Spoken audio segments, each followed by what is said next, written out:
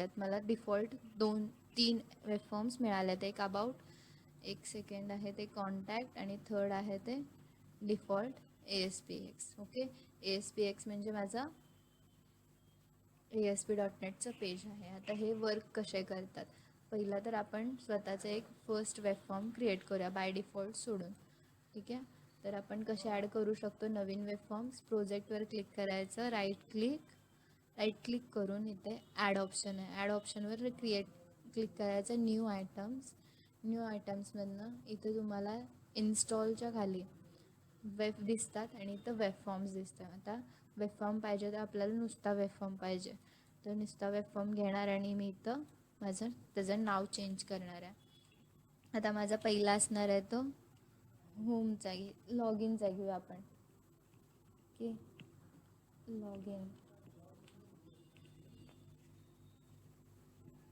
Log in page, आणि मी add म्हटलं, मला तो लॉग इन पेजचा ASPX मिळून जाईल. आता ASPX असताना पण मला इथं त्याची डिझाईन पण दिसणार आहे एका साईडला, आणि मी स्प्लिट विंडो करून इथे डिझाईन आणि इथे मी कोड पण बघू शकते.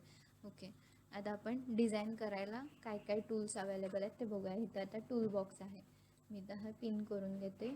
आपल्याला स्टँडर्ड मिळतात ते टूल्स. पॉइंटर आहे, AD रोटेट आहे. आता ह्याच्यात रिक्वायर्ड्स आहेत ते आपल्याला लॉग इनसाठी. First of all text box, label, त्यानंतर टेक्स्ट बॉक्स, टेबल आहे.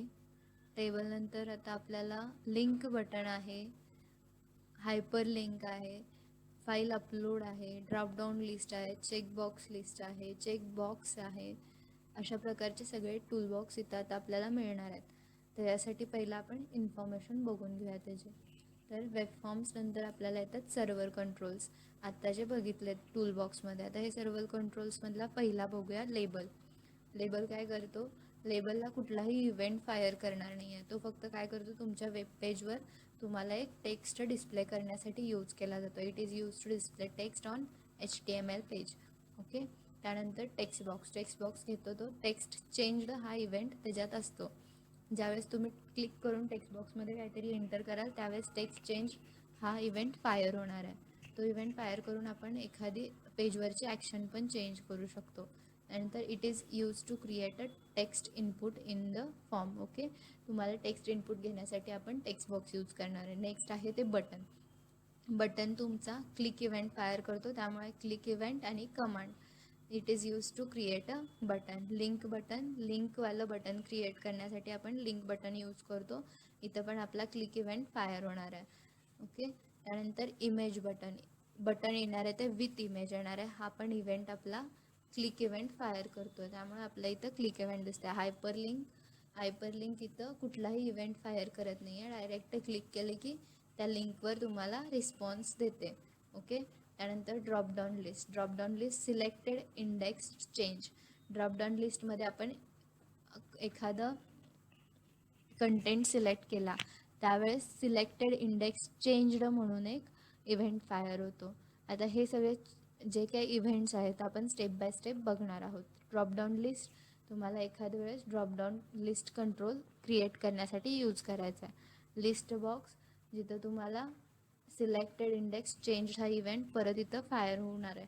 It is use to create list box control like the HTML control. Okay, तर डेटा ग्रीड आहे, डेटा लिस्ट आहे, रिपीटर आहे, चेकबॉक्स आहे, चेकबॉक्स लिस्ट आहे, बटन आहे, radio button list आहे, इमेज आहे, पॅनल आहे, प्लेस होल्डर.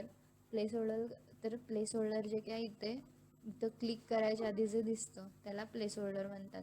एखादा आता सर्च बार गुगलचं ओपन केलं तर सर्च हिअर म्हणून प्लेस होल्डर तुम्हाला दिसत असतो त्या टेक्स्ट बॉक्समध्ये, सर्च बारमध्ये, त्याला प्लेस होल्डर म्हणतात. तुम्हाला आता इथं कॅलेंडर पण ॲड करू शकता, AD रोटेटर यूज करू शकता, टेबल यूज करू शकता, XML फाईल डॉक्युमेंट तुम्ही इथं यूज करू शकता, लिटरल यूज करू शकता. ओके, हे सगळे स्टँडर्ड इनपुट्स आहेत, स्टँडर्ड टूल्स आहेत जे आपण यूज करू शकतो ASP.NETच्या पेजवर. ओके, तर स्टेप बाय स्टेप आता ते आपण लॉग इन पेज क्रिएट करूया. आता मी ह्याच्यात बूटस्ट्रॅप इन्क्लूड आहे, तरी पण विदाऊट बूटस्ट्रॅप दाखवणार आहे. तर विदाऊट बूटस्ट्रॅप करायचं असेल तर तुमचं पेज व्यवस्थित दिसण्यासाठी पहिला